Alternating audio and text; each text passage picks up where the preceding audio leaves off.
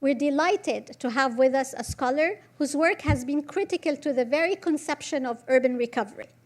Our first keynote speaker, Professor Diane Davis, is the Charles Dyer Norton Professor of Regional Development and Urbanism and the chair of the Department of Urban Planning and Design at Harvard University's Graduate School of Design. Trained as a sociologist, Professor Davis's research has tackled the relations between urbanization, class politics, and national development. Comparative urban politics, socio-spatial practices in cities of the global south, and new territorial manifestations of sovereignty. She focuses on differentiating between the physicality of reconstruction and the intangible qualities that fall under the scope of recovery, while stressing on how the latter must employ locally specific participatory processes in order to address the non-physical dimensions of social and spatial rupture. Tonight, her keynote explores the linkages between migration and security through the lens of resilience, focusing special attention on transformation of sovereign territories through the political geography of refugee displacement. But before I turn it to Diane, I would like to introduce our discussants, our very own Mona Fawaz, Professor of Urban Studies and Planning, and the coordinator of the graduate programs in Urban Planning Policy and Design. Professor Fawaz directs the Social Land platform at AUB's Beirut Urban Lab, and she's also the lead coordinator of the Social Justice and the City program at the Issam Faris Institute for Public Policy. Her scholarly interests stem from the imperative of making cities more inclusive, particularly from the perspective of enabling low-income dwellers to take part in shaping their cities. Her work spans across the urban history and historiography, social and spatial justice, informality and the law, property and space, as well as planning practices, theory, and pedagogy. With that, I ask you please to join me in welcoming Professor Diane Davis to the floor. Thank you.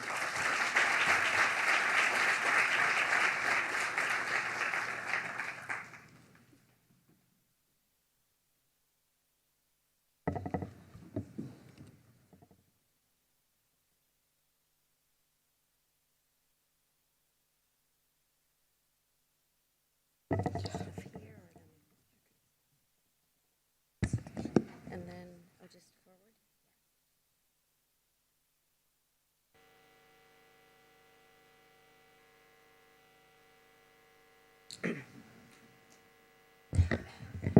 Where do I want to be here? Many thanks to Huwaida and her team for the invitation to participate in this conference, which focuses, as you've just heard from her, on the multiple challenges of displacement and reconstruction. I'm truly honored they asked me to come, and I'm really looking forward to learning more from all the expert knowledge that's in this room and also that is going to be contained in the presentations for the next 3 days. I want to be clear from the beginning that I myself am not an expert on issues of displacement and reconstruction per se, but I've done a lot of work on conflict cities, mostly in Latin America, as well as some in Africa, as well as South Asia. And while I was at MIT, before I moved to the GSD, I coordinated and directed a project called Urban Resilience in Situations of Chronic Violence, looking at violence, political violence in some contexts, but also economic violence. So I've studied displacement from conflict and violence, but not always necessarily through the lens of the displacement and refugee crisis that is really a part of a major important part of the theme that we're exploring here in these next few days. I also wanted to note that I've been thinking a lot about these questions of resilience and risk because I have, in addition to being the chair of the Department of Urban Planning and Design, I'm the co-director of a Master in Design Studies program at the GST called Risk and Resilience. And in that program, we've examined a variety of settings where conditions become the context in which we identify, articulate, and propose preemptive forms of practice to deal with the vulnerabilities that are generated both by violence but also by ecological crisis and vulnerability. we take as our starting point in that program the fact that the world faces unpredictable challenges in increasing intensities. So not just civil wars like we've seen, but natural disasters, ecological uncertainty, public health crisis, extreme social inequality, and of course violence. So in that program, and this is something I've been thinking about, and hopefully some of that will come through in my presentation, we ask our students to think about confronting risk through acts of resilience. And we think about that by grounding it in physical and tectonic realities of specific locations and the social and political conflicts that emerge in those sites of investigation. So it's not a general, there's no general menu, no general principles necessarily, but it's an analytic framework, an analytic point of entry for field design, thinking, and political action, and how they come together in particular sites. Now, as you see from my title, I'm going to be talking about resilience, security, and spaces of migrant refuge, not refugee, but refuge.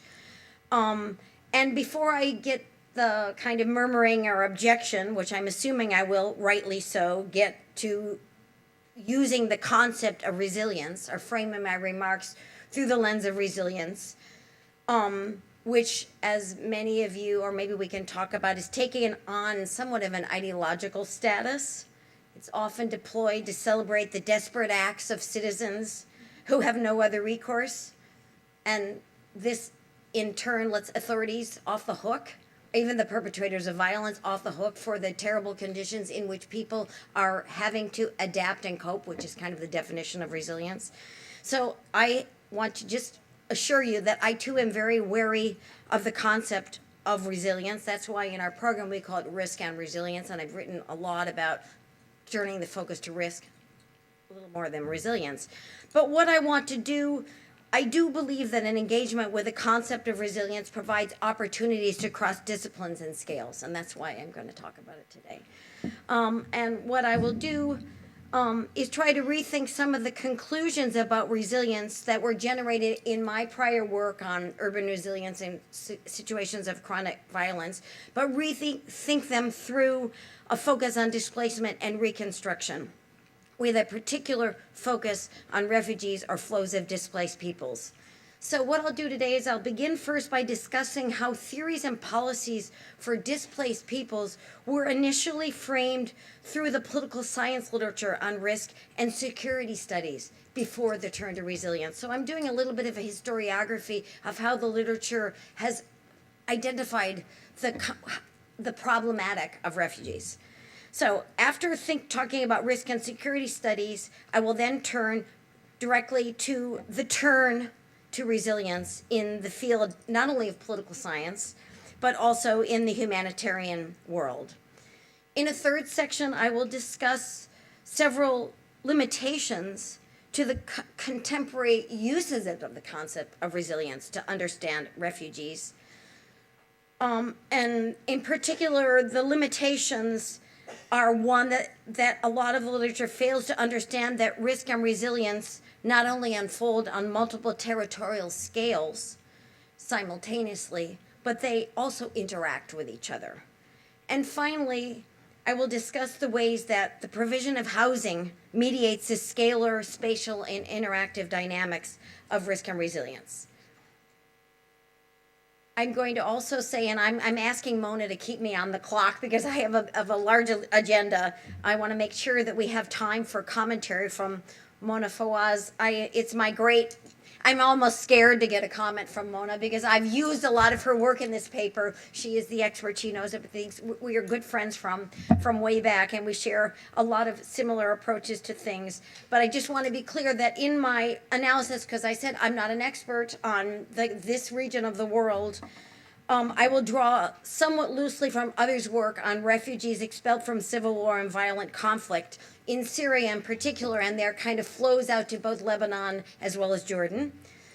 Obviously, I'm relying on other people's work, including Mona's, but also a doctoral student I've been working with at the GSD, Marianne Pauvin, who has done historical work on this issue, and we've written some of my remarks are based on an article that we wrote for a handbook on risk and security published by a political scientist at Cambridge University.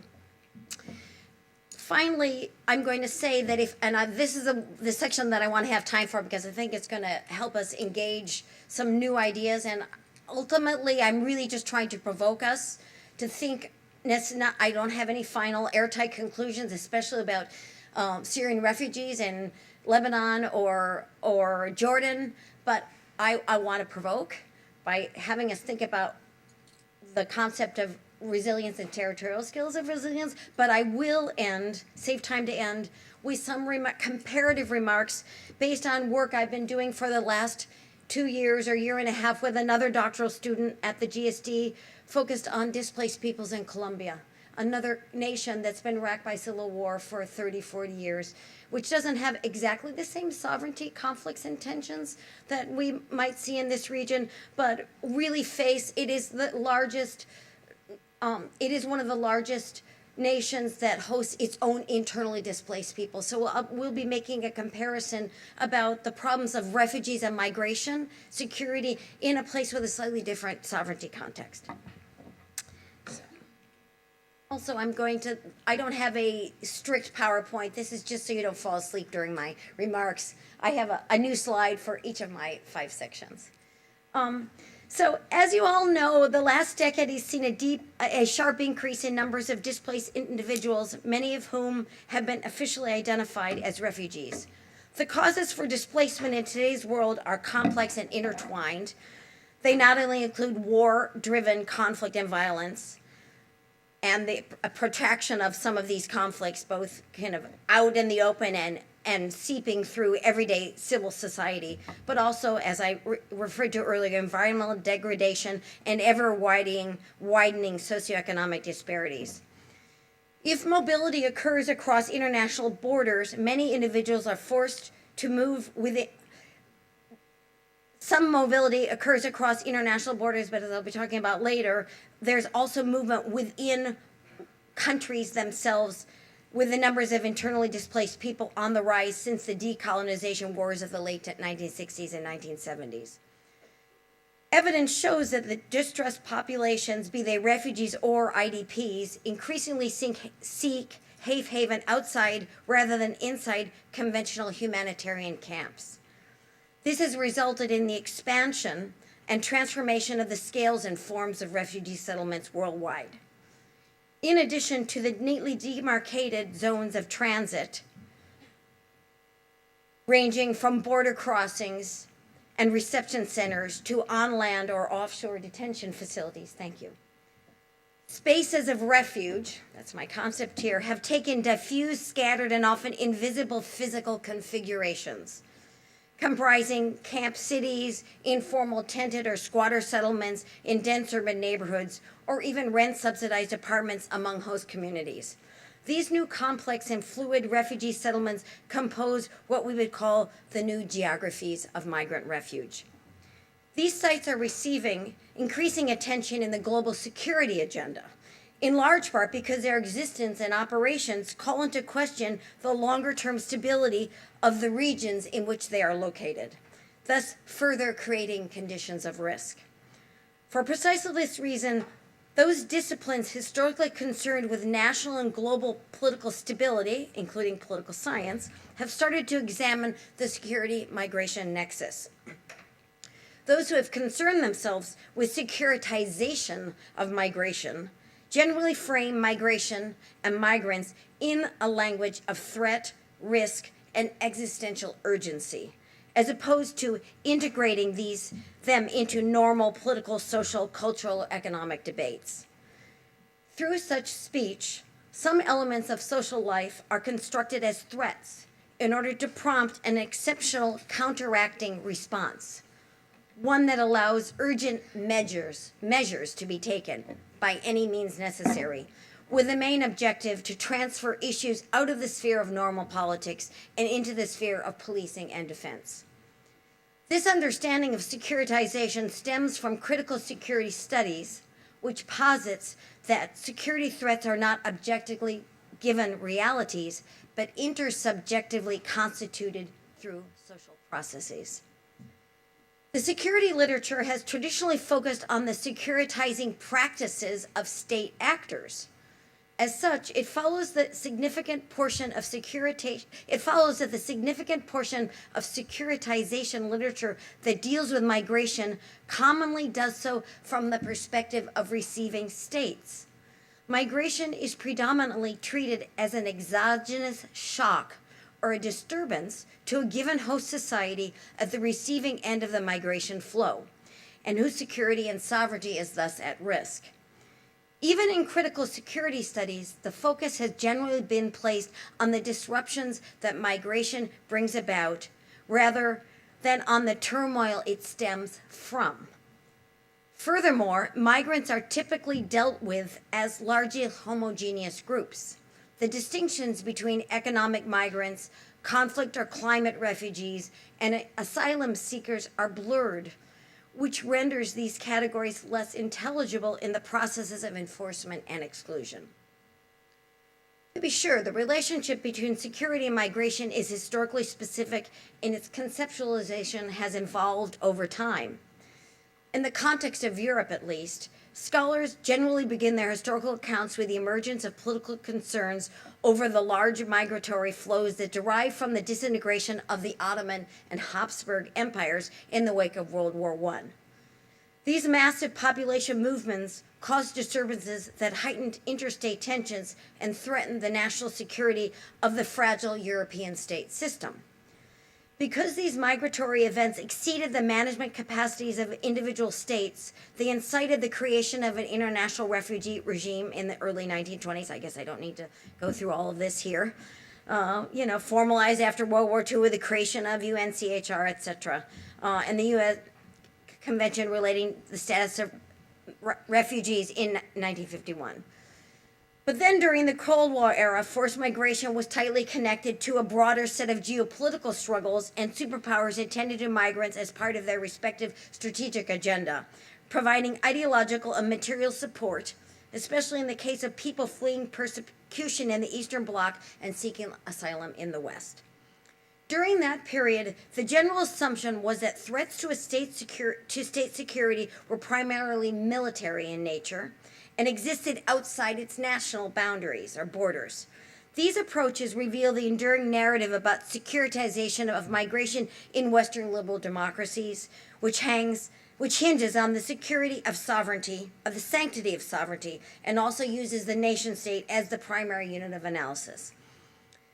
In the post-Cold War era, the framing of the security mobility nexus once again changed, with the focus shifting to questions of refugee management, and more recently on climate migration.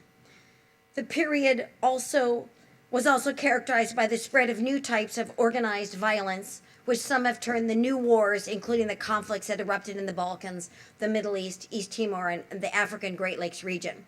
It was also marked by new demographic makeups and policy regimes in Western states, resulting in a restrictive asylum climate and a growing hostility towards migration, portrayed as massive, illegal, and threatening to an alleged status quo in the receiving countries, i.e. what Trump says about the United States today.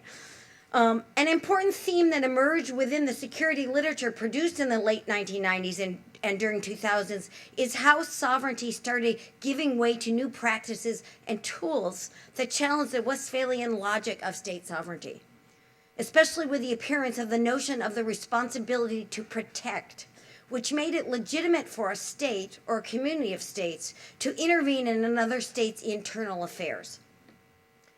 Scholars construe development as yet another agent of security, which is happening all at the same time as the political scientists are talking about sovereignty. Then there's the World Bank and USAID, and then there's the discussion about economic development. Since underdevelopment in quotes here, can easily be a root cause of migration, the development of migrants' home country and migrant communities in immediately adjacent host countries is intended as another type of security infrastructure. And sometimes those two discussions about the security and migration coming from underdevelopment as opposed to threats to state sovereignty come together, but not really nearly enough. And maybe that's something we can talk about later in this conference. I think also the last trend, I'm doing the historical trend before we get to the resilience, that we started to see in the the late 90s and the 2000s, and more recently, a redefinition of security in terms of human security as part of a shift towards focusing on subnational scales, including the urban scale. A concern with the security of the individual is often posed in terms of prevention, empowerment, distance from the military realm, and freedom from want, in addition to freedom from fear. And in a further focus on the individual, professionals in post-conflict recovery operations have appropriated the concept, recognizing that human beings share common psychosocial needs of identity, recognition, participation, and autonomy. And thus ensuring human security requires giving importance to a sense of home, a link to a community, and a positive sense of the future.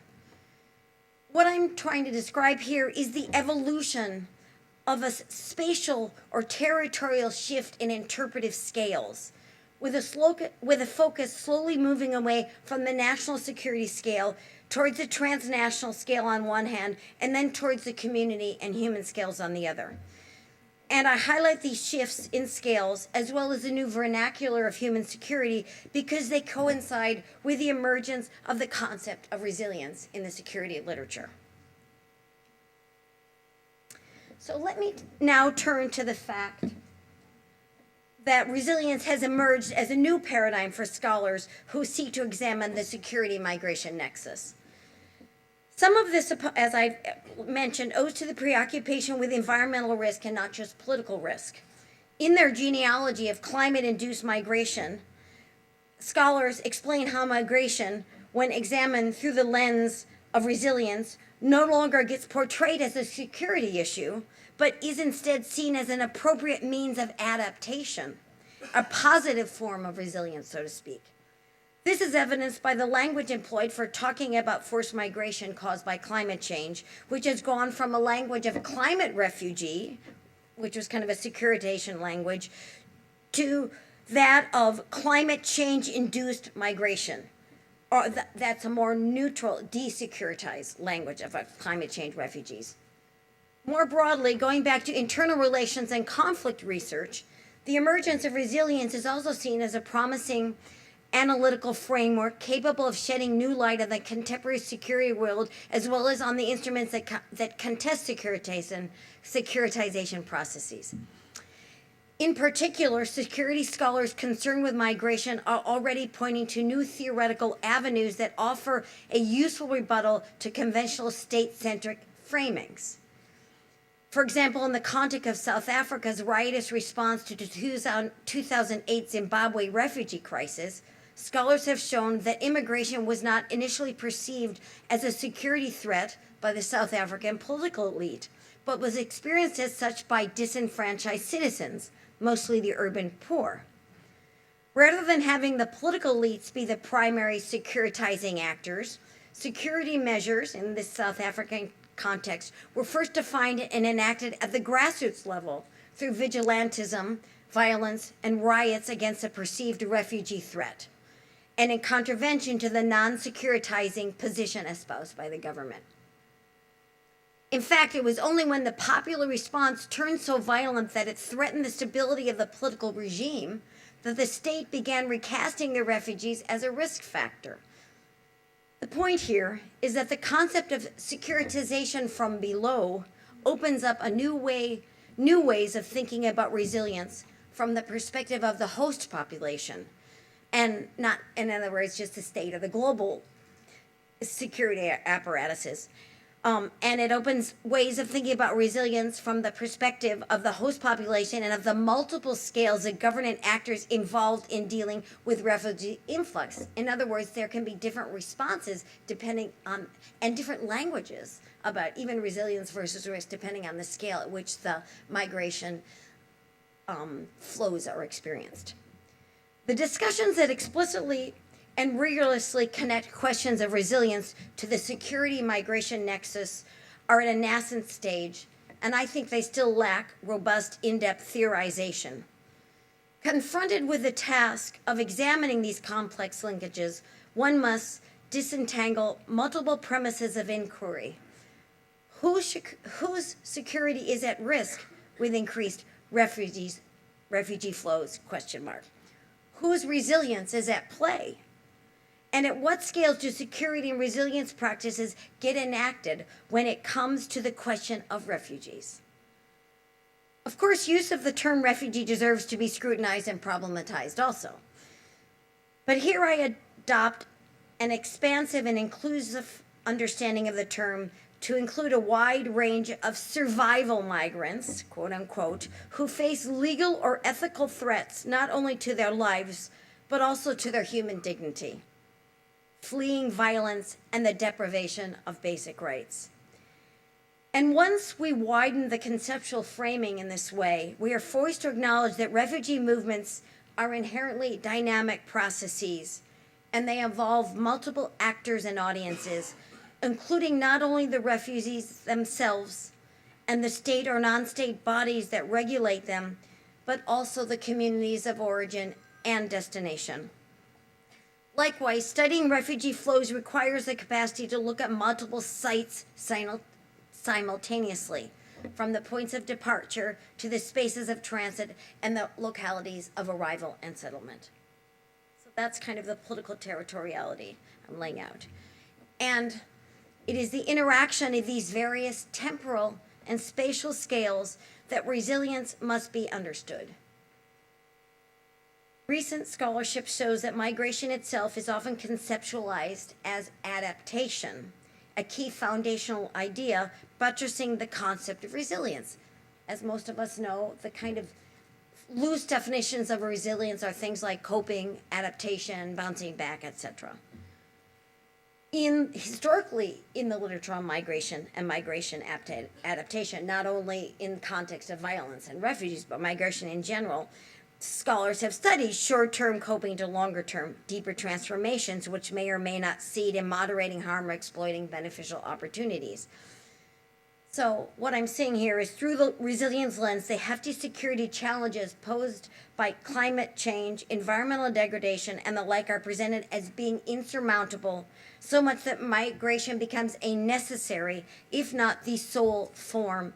Oops. How did I do that? Yeah, thank you. Oh, yeah. Almost there, but that's slide 4. We're going to get ready. Okay, well, maybe I'll go to this one. This is resilience risk. So, well, you got the point. Resilient risk and refugees. So, summarize what I'm trying to argue here is that the linkages between refugee migration, security, and resilience are multivariate and complex. By their very nature, refugee crises lay bare the intricate connections that exist between simultaneous, yet at times contradicting scales of security and resilience. Stated more clearly, I hope, refugee flows and the security challenges they either derive from or prompt, including in particular widespread construction of refugee camps, can be both positive and negative, depending on whose resilience is at stake. On one hand, refugee camps are designed to provide legal and physical protection of individuals, often for the purposes of human security, and to relocate entire communities so as to keep bonds of solidarity. Insofar as they reduce both individual and collective vulnerabilities caused by forced migration, they may be deemed manifestations of what we might call positive resilience. And let me finish this sentence, and I'm going to go back to kind of the difference between positive and negative.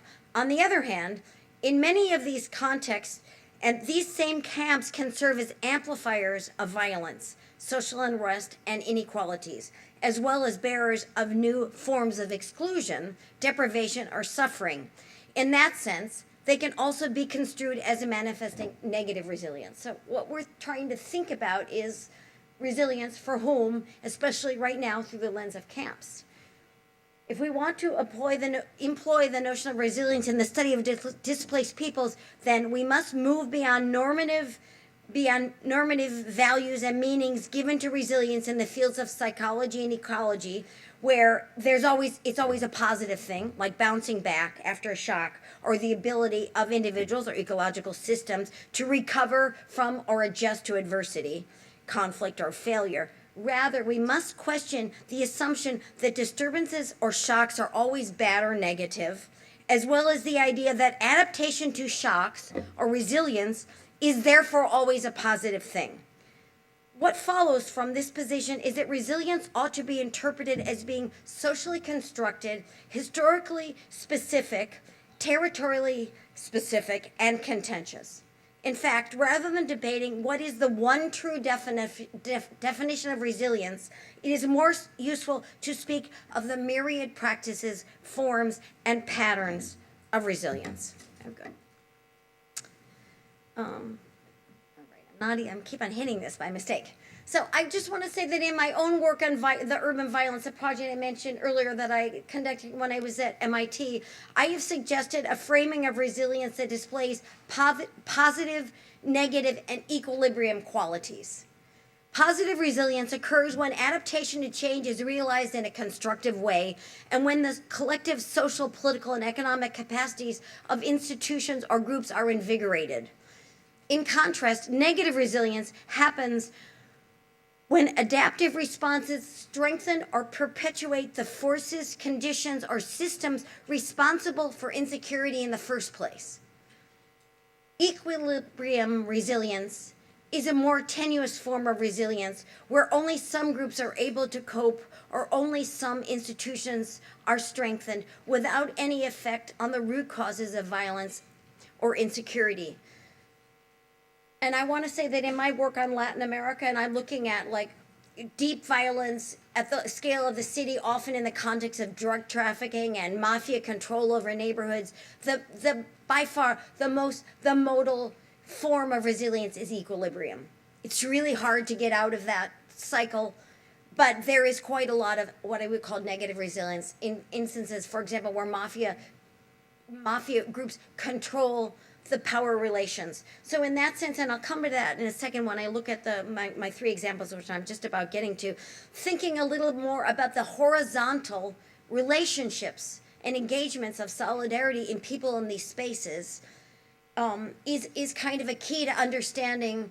And if those horizontal relationships among the citizens in these sites, these territories, whether they're camps or neighborhoods, can push back against the against the vertical relations of power by mafia control, that's when you start seeing the possibilities of some kind of positive resilience moving out.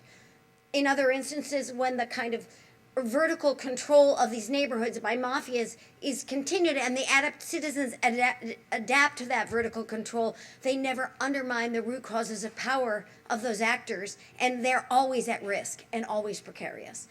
The other thing I want to say that I think is really important for our discussion in the next couple days, and I just want to underscore this with my focus on resilience, there is no assumption if you find resilience at all a useful concept, and we can talk about that later or for the next several days, that there is no assumption that resilience can do anything at all for the root causes of violence. I mean, we're really talking about, and that's the situation I think we're in here, but in some of the Latin American cities that I've been studying, getting out of these vicious cycles of mafia control of territory and guns and violence and security is almost an impossible problem, because it's not just related to political struggles over power, it's related to economic deprivation, lack of employment, informality, some of the things that Mona works on. This is a serious problem. So resilience is really not thinking about the root causes, but this is exactly why I'm particularly interested in which of these types of resiliences, under what conditions we can actually find the hope of some kind of positive resilience, which might lay the pathway for a deeper challenge against the root causes of violence, whereas negative resilience just reinforces those root causes of violence. Okay, now, just quickly, a couple of paragraphs on some cases that I think demonstrate the kind of variety of ways that territorial sites and what's happening in territories can explain these different types of resilience. Again, drawing on other people's amazing and marvelous work. So I am going to be saying a little more about the difference that interpreted in other people's work on the case of Jordan versus the case of Lebanon. So let me start first. And again, the question here is the resettlement of refugees is there some distinction about the resettlement of refugees in camps versus cities that has some bearing on which of these pathways of resilience is followed? It's kind of the open empirical question. So first, the case of Jordan. Since the outbreak of the crisis, I don't really need to tell most of the people in this room both about Jordan and Lebanon, but just bear with me for a few more minutes. So Jordan, as you probably know, has favored strong encampment policy. And again, I'm not giving the explanation for why their different strategies are being taken in these two places. I'm just laying out the two kind of trajectories. Jordan has favored a strong encampment policy. From the point of view of Jordanian authorities, the encampment of Syrian refugees, and I'm focusing mostly on the Syrian refugees in this particular case, has allowed, in theory at least, the maintenance of the status quo. In addition to fulfilling security aims, camps have enabled the spatial segregation of refugees of certain economic classes to whom the authorities deemed surplus to labor market requirements. Political scientist Lewis Turner persuasively argues that what is most feared in the Jordanian context is not the radicalization or militarization of refugees, but the impact that refugee labor could have on the national economy and the national labor market. The contention here being that the choice between security and segregation, i.e. camps, is a result of the economic policy rather than the suppression of dissent or expansion of humanitarian control. It has been in the authorities' interest to impose restrictions on freedom of movement and freedom to work. Moreover, the existence and visibility of camps has allowed the government to benefit from international aid. Did I do it again? I'm back. Yeah. Benefit from international aid. In contrast, from the perspective of refugee communities themselves, the lack of access to the labor market and the opposition to the creation of micro markets inside or outside camps has been harmful. And such policies go against the idea that camps can be engines of social and economic dynamism and entrepreneurship, allowing local economies to flourish and strengthening the resilience of encamped refugees. So here one observes a direct contradiction between the Jordanian state and the refugees' own resilience practices. In Lebanon, the situation appears somewhat different. Given its violent history with Palestinian refugee camps, the government decided early on, now boy, I'm just like getting myself in trouble for making any claims at all about this, but this is drawing on Mona's work, so and tell me if I misinterpret you. But there was a decision early on for a non-encampment policy. As a result, refugees have sought shelter wherever they could, with host families in makeshift settlements on agricultural lands or in the low-income neighborhoods of major cities. This,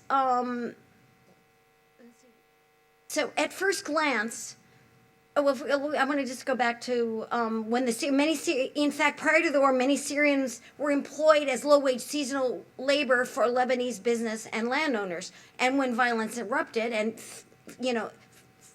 forced more migrant refugees from Syria and elsewhere,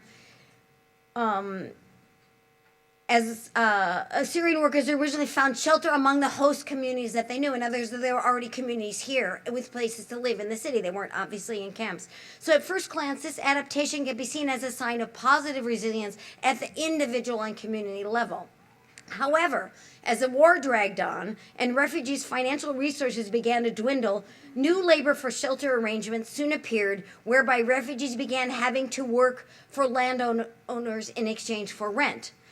This is an example of resilience devolving from positive to negative, as the new arrangements developed into means for the exploitation of precarious labor force, benefiting private Lebanese interests in need of cheap and docile Syrian labor force, and thus also a new source of insecurity for the refugees, not to mention highly unsustainable land use and servicing patterns.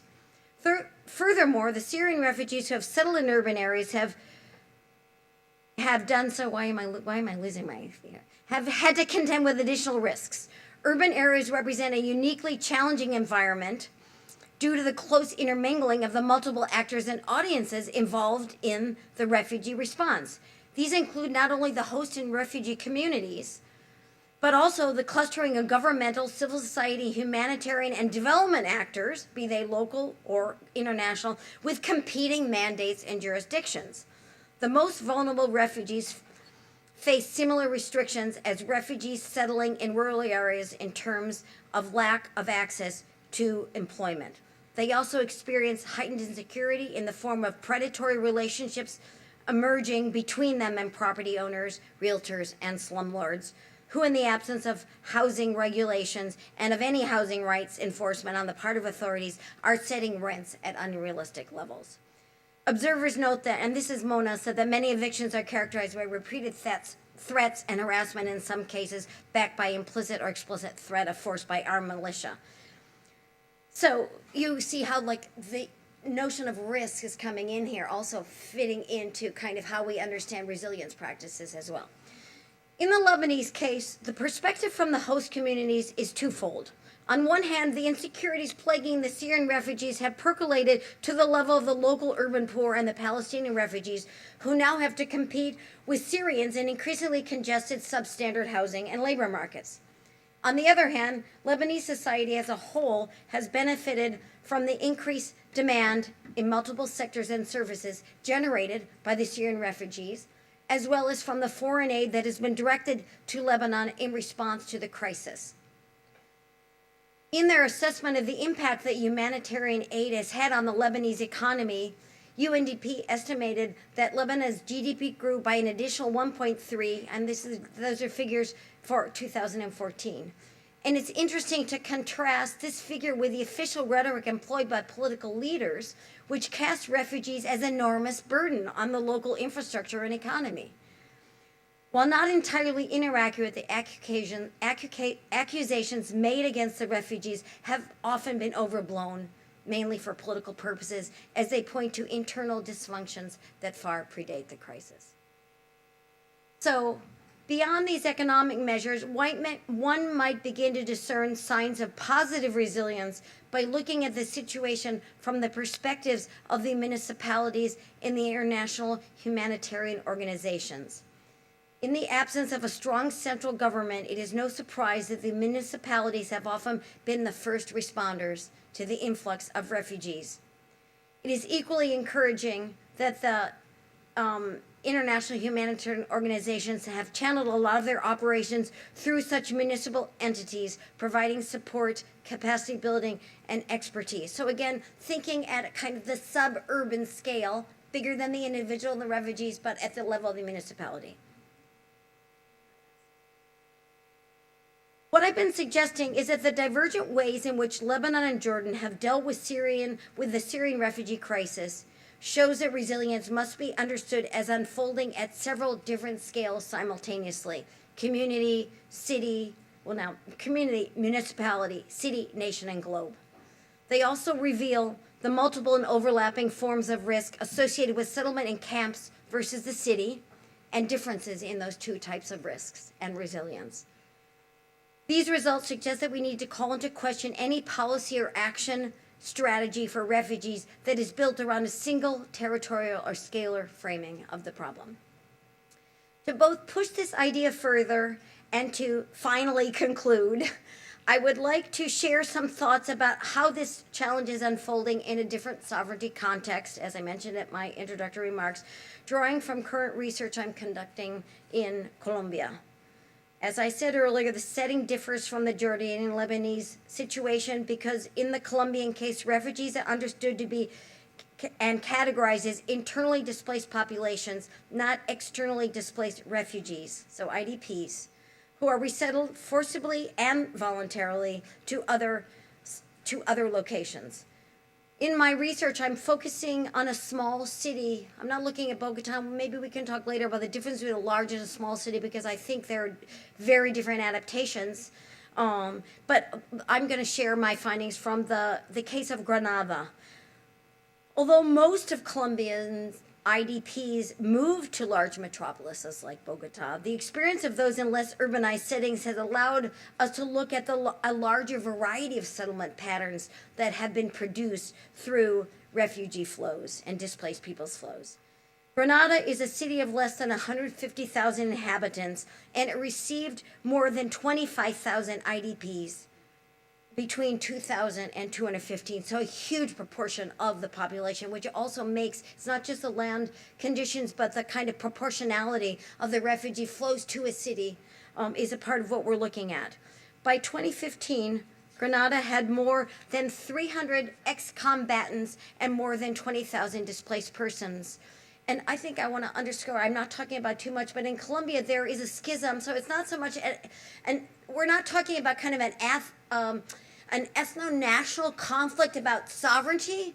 Like, there's a recognition of the Colombian nation state, but the issue is who's going to control which political forces. That's an ideological struggle, but also in the context of this ideological struggle of like 30 to 40 years of civil war, there's a big schism between what we call the combatants and the kind of displaced people. So the victims, and this is an ideological tinged categorization, because some people would talk about who's the perpetrator and who's the victim. It's an open, and then there's the state, of course. But there's a split. We talk about them often in the Colombian case as demobilized versus displaced, because in Colombia there have been a series of peace treaties coming, failing, coming again, failing again, that usually are negotiations with the FARC or other groups who are then considered to be demobilized through political agreements, but then they also need to be resettled.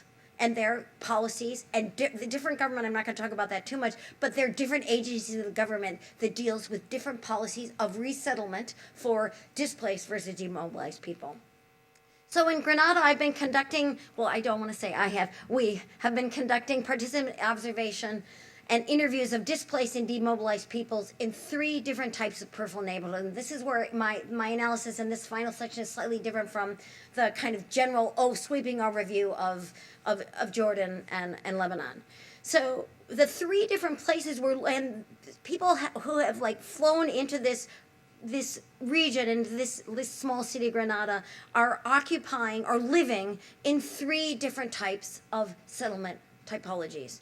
The first is a horizontal urbanization of 180 public housing units built with support from national authorities with the purpose of providing housing to displaced populations of Colombia's internal armed conflict. So it's national state government, got some architects building super blocks, etc. It's like very consistent with a kind of typologies that we see all over Colombia, but this is in this small city of Granada. A second site is an irregular urbanization of self-built houses in a large parcel owned by a single landowner who subdivided the land and sold more than 6,000 lots without a legal license, but he's well connected politically to the municipality. And the third is a regularized land invasion of more than 1,000 lots. Now, you all probably know, but in Latin America, so a regularized land invasion is a land that was illegally occupied and then later regularized by the government. So it has some kind of formal status, but it was occupied illegally in its initial phase. The selection of a social housing project, an irregular urbanization, and a land invasion showed the diversity of settlements that emerged in Granada as a consequence of the large migration of victim populations, or IDPs. So through comparisons across these 3 types of neighborhoods, we're trying to understand the processes through which victims of conflict develop shared social lives, whether they organize as collectivities of victims, and how they adapt to their host communities. Additionally, we are assessing how newly established resettlement environments are included or excluded from local planning decisions, and whether and how immigrant populations participate in the development of regulations that will affect their futures. Although this is required by law in Colombia, what we are finding is that the settlement types, not just the housing typologies, but also the land use context in which housing is consumed by refugees, determines the degrees of connection between the residents and authorities, as well as among themselves. In particular, we found that in the informal settlements, deep human bonds of caring and mutual support are established in ways that strengthen civic capacity and horizontal engagement. Those bonds form around efforts, and this is kind of the great paradox for us planners too. These bonds form around efforts to secure access to water and electricity, flood prevention, and the capacity to actually be able to remain in that settlement. These relationships are strengthened through a complex system of norms and norms enforcement, locally, collectively, from below, and have become a means to thwart social conflict between the displaced and the demobilized in these more informal places. So in other words, those horizontal arrangements around the kind of collective consumption issues and reproduction are what kind of create more solidarity across them, which is a huge, I think, an important thing to think about, because part of the problem in Colombia, why all the peace treaties, they go back and forth over years and years of a peace settlement and war again, peace, war, is a way because of this schism between the displaced and the demobilized. So in contrast, in the formal settlements, with the displaced and demobilized people have far fewer horizontal bonds, and local community leaders have become, in some instances, dividers rather than agents of social unity and engagement. In this regard, informal settlements appear to be creating social relationships that strengthen resilience capacities, while the formal settlements are less successful in doing so. It is worth noting that although informal settlements provide more successful examples of horizontal community engagement, informal settlements are equally unsuccessful dealing with everyday quarrels, as well as fighting delinquency and drug trafficking. So it's not by any means a beautiful picture. This may have to do with the relative distance of the state from their activities, because they're an informal settlement, something which is not true in the formalized public housing settlements built by the national authorities. But whatever its origins, it undermines community resilience. And to complicate matters, the solidarity that emerges in informal settlements owes not merely to the everyday practices of reproduction, it is also fueled by the state of emergency associated with challenges to the peace process on the national level all the time, because it's still a conflict setting. And as well as when there's a state of emergency, like it disrupts all the ways in which they can work on their own without the state coming in or police coming in, as well as overall vulnerabilities associated with precarious land tenure and even the environmental precarities that are more common in the informal settlements owing to their location. So to kind of conclude, I've got two more paragraphs. Finally, I just want to say that one of the things, just to put out for discussion in this project, we've also tried to scale down our understanding of the production of resilience from the community, of these scales of these settlements, the typologies, to the individual, or the lived social and psychological experience of the displaced. In telling the story of their own trajectories moving into Granada and their current neighborhoods, and whether and how they have found social support, it's clear that the settlement typologies also mediated the degree of unity or disunity between the categories of refugees, either displaced and demobilized. So I've already mentioned that, so that in a way, on the social, psychological, as well as kind of everyday interactions, there is much more toleration and acceptance because of the shared conditions that they live in.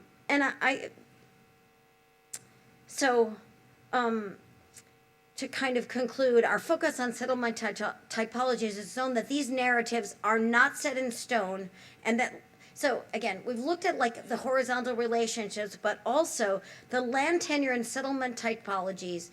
So they interact, the personal everyday interactions at the scale of the settlement is one key factor, but they don't always hit up at the same way on the settlement typology. So the irregular versus regular, in the periphery versus in the center, because the government housing project was closer into the center of the city, and the irregular settlements, which of course unoccupied land in the periphery. So there are a multiplicity of different factors that we're looking at, and maybe I'll come back next year and tell you what we found a little more about how we can pull out or disaggregate these, with just 3 cases, different typologies, different personal relationships, as well as location within the city, kind of city, I don't want to say city and camp, but the different types of ways in which people can reproduce their livelihoods.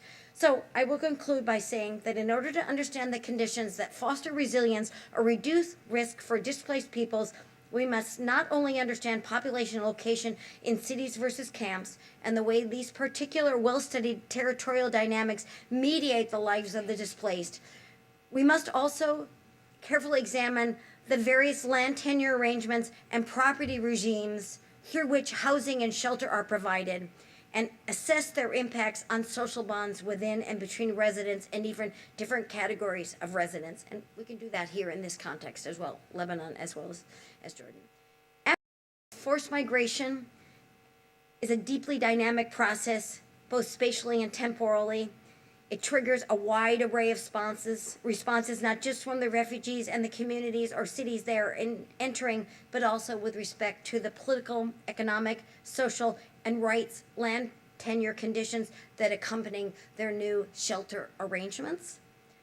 In the Colombian case, key protagonists in all this are local landowners and property developers and speculators who profited greatly from enabling squatter or other forms of regular settlement. So that's, to me, kind of a paradox. In the place with most horizontal resilience, the property developer basically is kind of benefiting from the whole thing.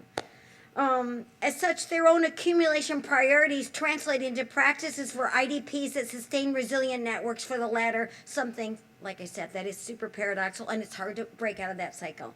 So I'm hoping when Mona comes up here that she'll be able to help us think through the array of conditions that characterize the relationships between displacement and resilience, and help us understand how land tenure, settlement, property, as well as sovereignty regimes will enable or constrain stronger social networks that are able to reconcile antagonistic relationships and mediate between diverse interests, both among the displaced, but also between them and authorities at local, city, national, or international scales. Thank you.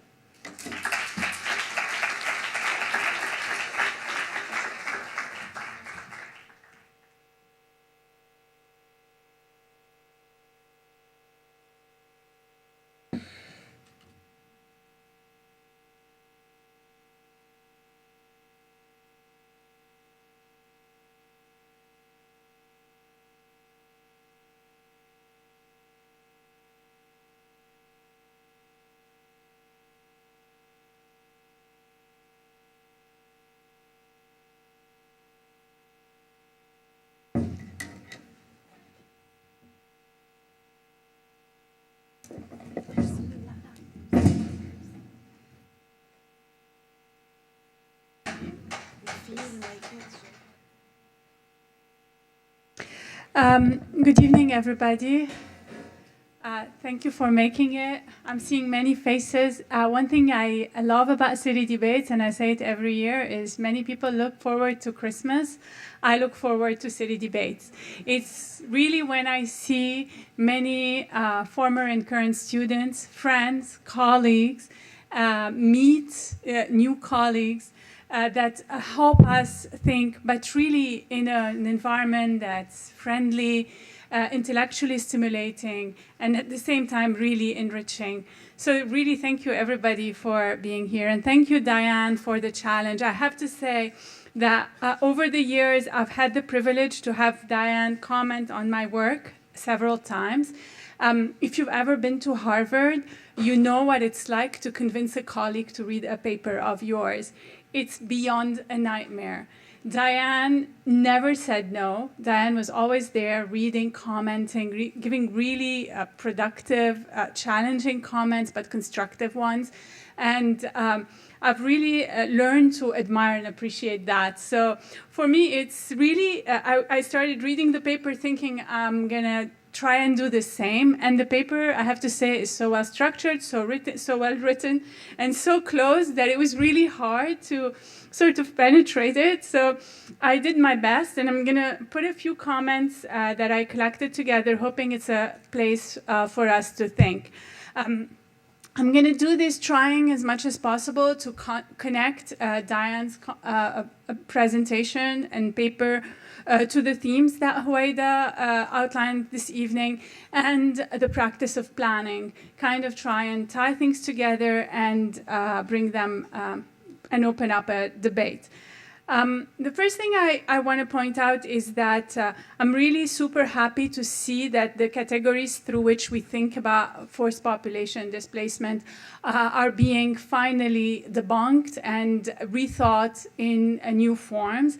When we think of spaces of refuge, as Diane pointed out, and we drop the camp as a paradigm, and we understand that 90% of refugees in in Jordan, which is the context that's currently being used for the Syrian refugee crisis, as the country that has the most camps, are actually living in urban contexts outside camps. We realize that that it's really imperative to begin to think about forced population displacement outside of the categories of the international relief agencies. Similarly, to understand that most refugees will live in protracted contexts, and I think we know this better than anyone here in Lebanon. So if we go back to 1915, we remember that Armenian refugees arrived here, and they've become citizens, and they've become part and parcel of the building of this nation, even before Lebanon was actually Lebanon, or its borders were defined, and way before it even became an independent country. So we understand that there is something that, and I'm really quoting Jennifer Heinemann here, that this geopolitical overlap with biopolitics doesn't work in many contexts, and that the challenge is to think about how to think about people, right? And recognize that those people we lump in as refugees can be ex-combatant, as you pointed out. They can be workers. They can be all sorts of different profiles, have different histories, and these histories are critical in how they will actually fare in cities. So it's in this context of sort of re-questioning the categories, trying to put new labels on them, that I look at the concept of resilience and the proposal you're making us to try and see if resilience is a way that one of the frames that can allow us to think of today and tomorrow's urbanization in relation to population displacement and reconstructions, and or whether we're I don't know, maybe going the wrong direction. And I'll say that, as you point out, resilience is used in so many ways. It's difficult to agree on what it's been used. There is a conference tomorrow in Beirut that's organized by the World Bank and the municipality of Beirut about resilience and Beirut. And if you see the program, it's a lot about how we will resist earthquakes and how we will strengthen the. So I mean, to sort of point out, and I couldn't help but point this out, that the conference is organized in the Movenpick Hotel, which is occupying public space. So I mean, I don't know what is resilience in this context and how salvageable the concept is. But then as I was thinking about it, I remembered what I heard about informality 15 years ago or 20 years ago maybe by one of the planners that I think has inspired me the most, the late Lisa Pitti. I was criticizing informality at MIT, and I was making fun of like everyone's using the word, and she said, look, I mean, if people are using it, it's because it responds to a need. So maybe what you want to try and see is how useful and productive this concept is. And it really was super helpful to shift the frame and say, okay, so how can this concept help me? And I think that words like resilience, like informality, like sustainability, respond to a need that people have to frame a particular reality that we're seeing that is very difficult to frame in one field and one theme.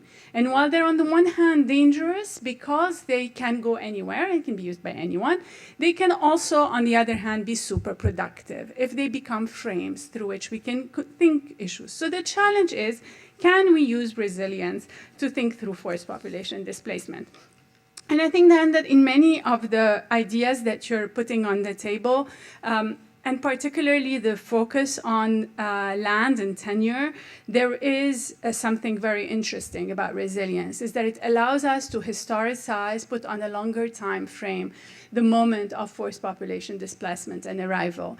And I'm going to call you here saying internal dysfunctions long predate the moment of arrival or of the war, and that actually affect places. And I think this is really where we want to use the concept of resilience and try and think about, if we're trying to understand the place and its resilience, not so much in terms of security and the threat, but more so in terms of that place and what kind of functionalities does it have to be able to respond to the needs of people and those who arrive and those who live in this place. And so in that frame, and using my work, but really a lot of what you've just said, I think that thinking about that in relation to the provision of housing is critical. And putting land at the center of this conversation and asking ourselves, why are places of refuge small apartments and camps and informal settlements and squatter settlements and little rooms added on roofs and inner city deteriorated areas? Is it because the refugees like to live in places like this?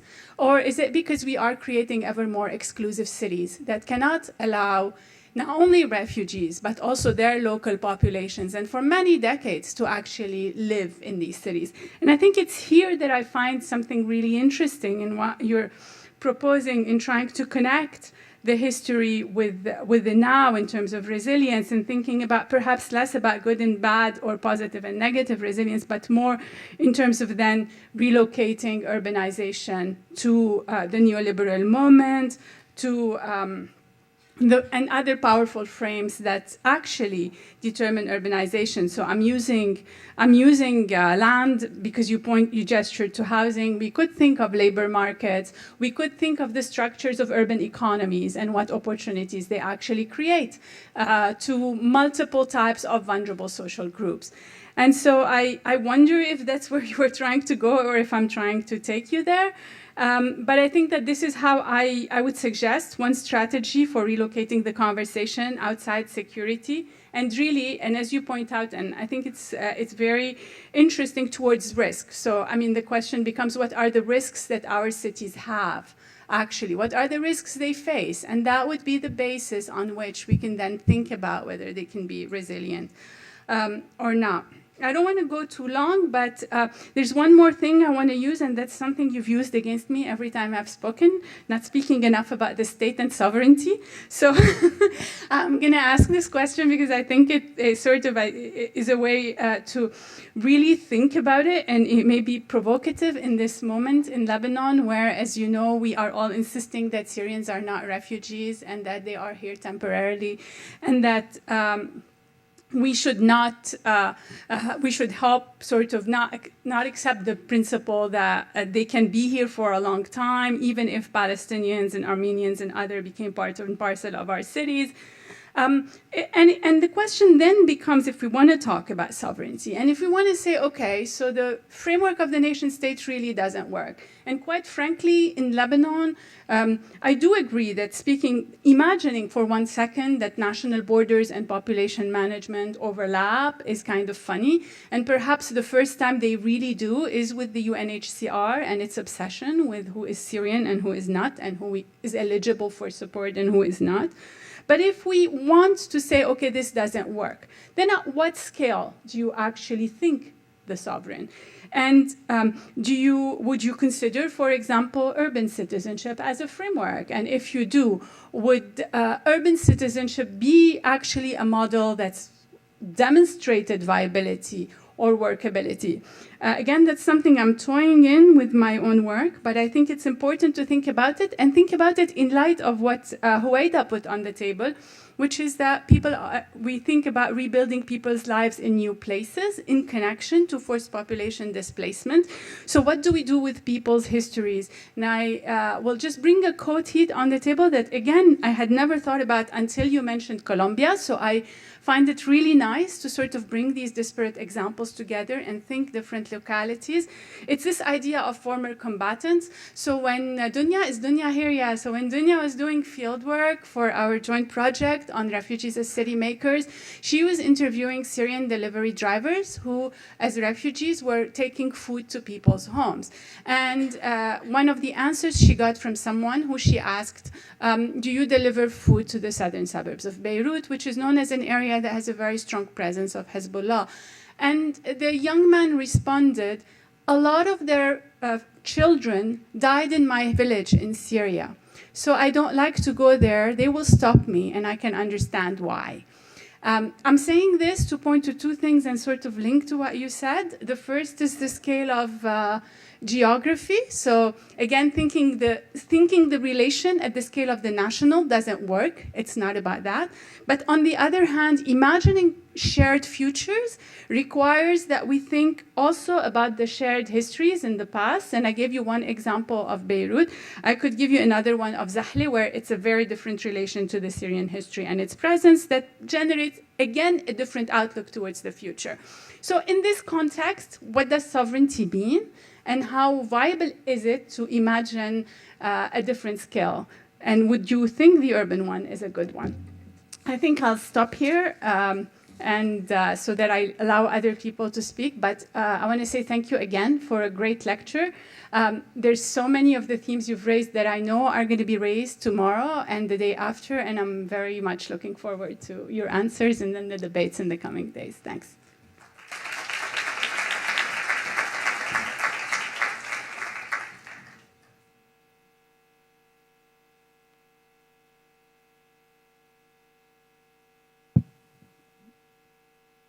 So we'll open the floor for questions, unless Diane wants to comment. We have quite a good time. We care to leave enough time for discussions. I just want to make one comment that, that we will hear in one of our papers about displacement outside the framework of the nation state, right? By Elena Isayev. So keep that question alive. All right, Diane, the floor is yours. I'm not gonna. I just want to thank Mona for asking the question about sovereignty. And I'm not gonna say, maybe I'll just say a few things, and then I want to hear. I've made a lot of notes on your comments, but I'd like to hear what other people have to say. I have started, I think I mentioned to you, but I've been starting to work a little more on the question of urban sovereignty. So I am very intrigued by thinking about the scale of the city as an alternative kind of site for relationships between citizens and the state. So sovereignty, you mentioned urban citizenship, I think, or maybe we could talk about governance, but I'm really interested in a territorial scale that's smaller than the nation state, because in the work that I've done across Latin America and other places, I've worked under the assumption that maybe we can transcend some of the problems, the conflicts that come from struggles over nationalism, ethno-nationalism, and think a little bit more about the everydayness of living in a city and whether people can identify as a member of the city, that might allow them, maybe a version of the squatter settlement I was mentioning, create more horizontal relationships as people struggle together over collective consumption. So I think it's a very intriguing idea. I hope we can talk about it more the next couple of days. I do want to say that given the amazing tours that I've had of Beirut in the last day and a half with amazing political analysis, I'm very concerned about how this notion could work in a place like Beirut. Because the fragmentation of the urban territory is such that even getting to that point that the city, so maybe, I think it's an open debate, but I could think of instances. I've been doing some research in different divided cities around the world, and I do think that the concept has promise for some sites, but we have to be historically and territorially specific. So I don't know how far it could go in a place like Beirut. But I should open it up for questions.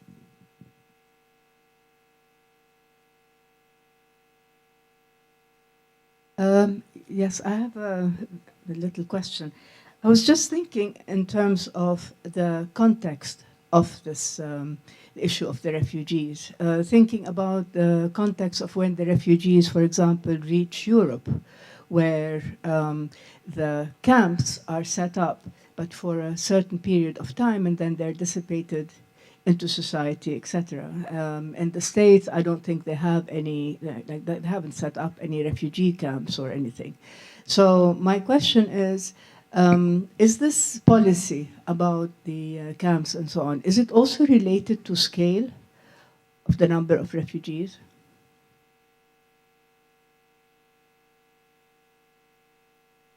I'm actually not an expert on like the UN's position on camps, but I think it is not just to scale the number of refugees, as I was trying to underscore in my remarks. It also has to do with the response of the receiving government to whether they want people separated as opposed to integrated into their society. I had a few of the kind of, we might call it camp porn up there, pictures. Everybody knows all these pictures of these Zatari and like millions of people. So at a certain point, those camps do scale up, but I think that's the bureaucratic logic of UNCHR and how they're spending money and how they find a settlement site for these people, and they grow the camp because they can continue to grow. So I think that the question of scale is important, but I'm not suggesting that there's a context in which a large camp can grow versus not grow because of the receiving country. So, but I don't say anything at all. I mean, I think that there are problems. Well, maybe somebody's doing research on this. I think it would be an interesting question about what are the nature of like horizontal versus vertical relationships in camps of certain sizes. Does a large camp maybe allow more approximation of a kind of a division of labor in a city that could actually be more functional as opposed to a small camp? Or is it not even just scale, like size, but it has to do with the spatial configuration? We've got urban designers in here. What goes where in the site of that camp is as important for the degrees of relationships and how people reproduce themselves as the sheer size itself. Elena? Thank you for kind of throwing us right into the deep end, and thank you for the response. It's a very simple question, partly because, I mean, it's nice to hear it from somebody who's actually researched this. But can you say a little bit more about at what point does resilience actually come into our discourse and sites of discourse and where that's come down from? Because I have a sense it's actually quite recent, and at least where I've come across it is coming from policy documents first. So especially to your point, Muna, I'm just wondering to what extent is it something that is needed or people feel they can connect to, or is it something that's actually imposed for us to talk about? I mean, I don't know enough about it, but I want to know where that's come into the discourse. Yeah, I think that's a great question. It's another version of what Mona asked. If I can give a little anecdote, I've been studying violence, conflict cities around the global south for a long time, and we ended up sending in a proposal when I was at MIT to USAID to get support for research across these 7 different places because they had a program. I can't even remember now whether the program was on urban resilience, but it was the time when Hillary Clinton was in the State Department, and it was a concept that emerged in a certain political moment to kind of perform some political work. And again, as I mentioned in my very first, remarks, that it's very, I think it is and should be a contested notion. It's brought in to kind of take the responsibility away from the people that should be dealing with these issues. I understand the history of it. We had I discussed more of the academic history, but I do believe that it's a useful concept, exactly as Mona was saying about informality, because it forces us to interrogate a little more what is the logic of using that concept and what are the assumptions about it. And what I tried to do in my remarks is our first innovation is, again, really thinking about the ways in which resilience is a bad thing and not just a good thing. That's what I mean by negative resilience. So that's a way to be critical of the imposition of this concept when it comes from the multilateral world and when it comes from the World Bank, et cetera. I'm not surprised at the World Bank because they're very happy because it's like, let everybody adapt, let the market respond, and everything will be okay. It's organic. But I do think that by looking at the ways in which people, that there is an essence of the coping and adaptation that can be a bad thing and not a good thing. So I am not worried about an entry point, using resilience as an entry point, as long as I don't accept it as an ideological notion, and I use it in order to understand how people are actually living in conditions. And then you can debate with the policy world. If we could convince the World Bank and other people that there's something like negative resilience, it would change the way that they hopefully it could change the way that they develop policy, because they're not looking critically. They have an idea, this is a measure of adaptation, and we'll just spend our money on X.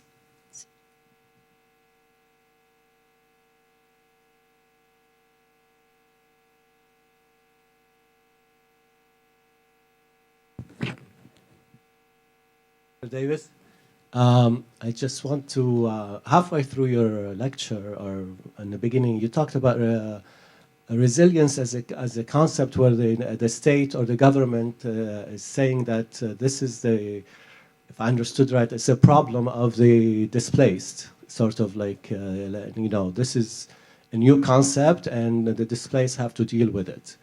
And so if that's the case, I'm thinking in the relations to the informalities, like you talked about in Granada, where if they're trying to be resilient and they're having this communication and the land tenure and all of that, then it's their right to come up with the solutions. And but at the same time, maybe here in Lebanon or the authorities, when they talk about informalities, they're like, the municipalities or so, they say that we don't deal with them. This is an informality. We're not gonna, we need to take them away to get rid of this informality. So it's, for me, there's the contradiction that they say you deal with it, and then when they try to deal with it, then if the solution is not what they want for land speculation and all of that, then. So I thought that was very interesting in the concept of resilience, and so. Let me respond a little to this, and maybe we can also hear from Mona because she works on informality. I actually think now, after your comment and your comment, you really, I think there might be some analytical parallels between, and they might even be related, the notions of resilience and informality. In my own work, I've written a little bit, again, I work mostly on the Latin American context, but I did a piece a couple years ago about informality, asking the question, at what point is informality not tolerated by the state? Because the state, not just a problem that, that they don't have enough resources, it serves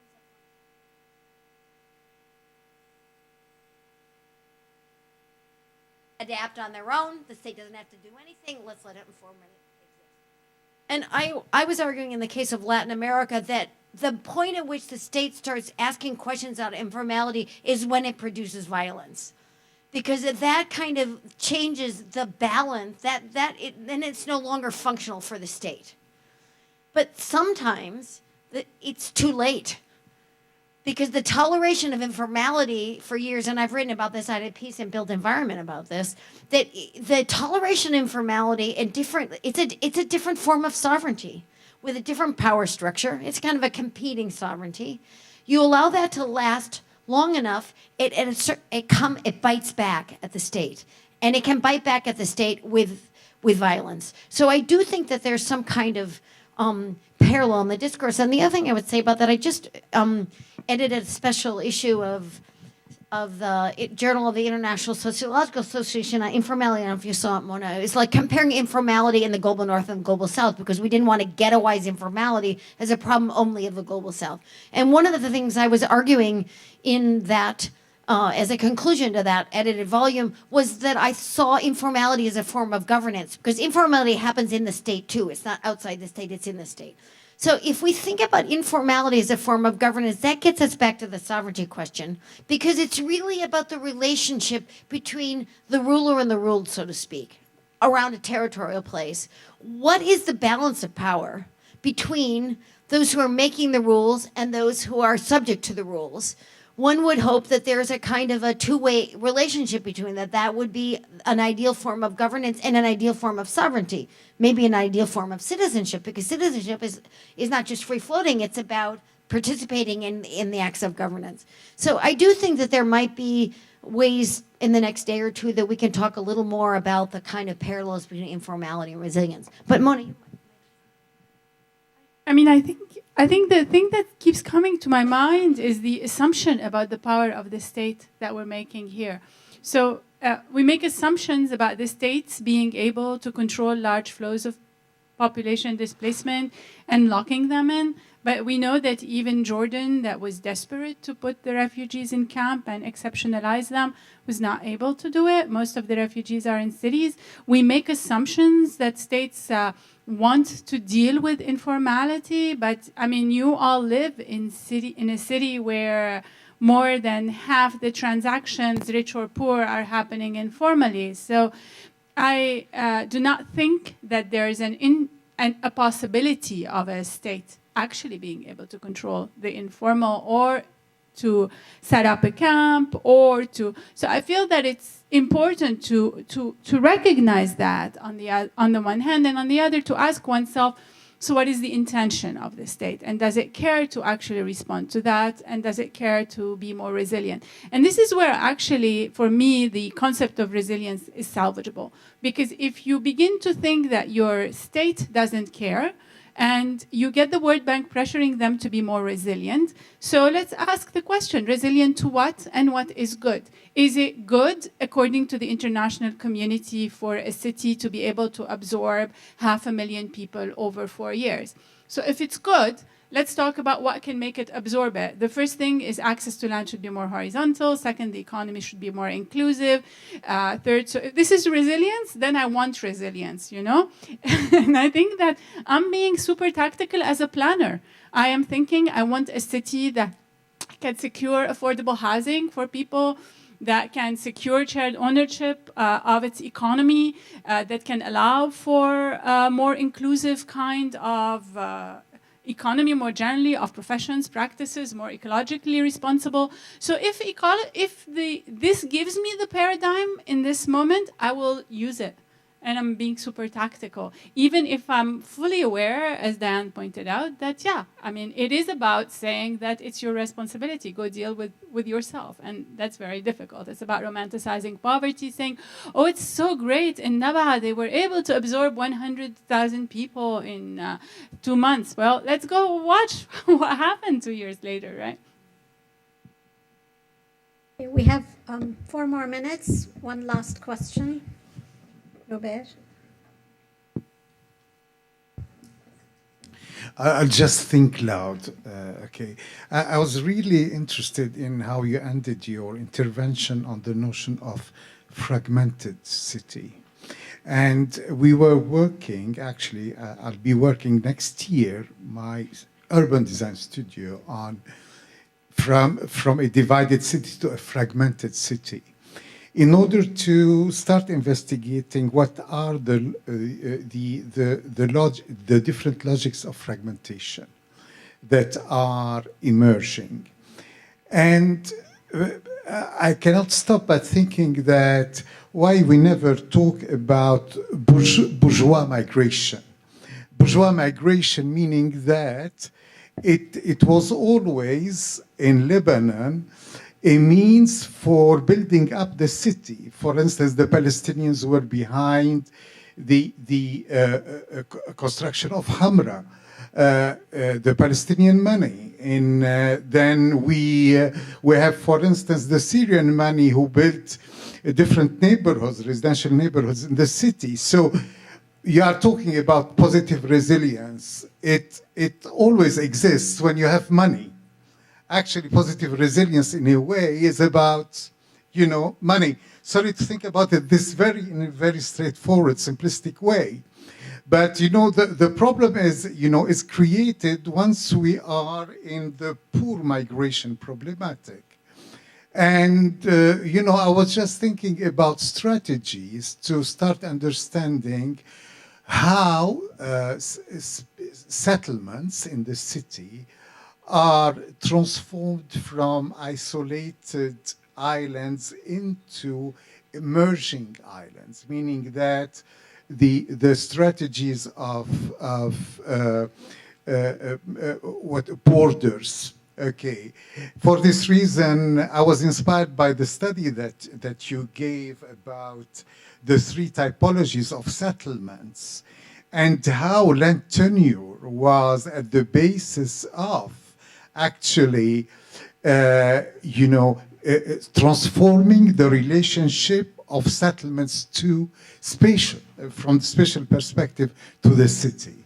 So I don't have a question, I just have a remark, and you know, I would like very much to actually to see your conclusions about these three types of settlements and how land is, and land tenure is essential in in the dynamics of either fragmentation or spatial integration. Very interesting. I'll just ask, afterwards to have, to read this work. Thank you. Well, can I have time to respond? I'm so happy that you brought that issue up about bourgeois migrants. Because it's true that, we were talking about categories of peoples, but not, thinking they're the poor, the poverty and the vulnerability is the defining characteristic, and then there are other subcategories. And of course here in Lebanon, but other places too, you have a long history of migrants, refugees, but if you have money, they create their own resilience. So I think that's an excellent point. I wanted to take the opportunity, and I'm hoping we can chat about it more later, to say a little something about what I did in the report on urban resilience and situations of chronic violence. We were looking, as much as I agree with you that, of course, if you have money, your problems are solved. But I want to suggest that the opposite does not hold, that just because you don't have money that you can't have resilience. So what we tried to do is we were looking at different spatial locations where violence was in a series of like 8 cities around the world. We looked at in the center of the city and the periphery.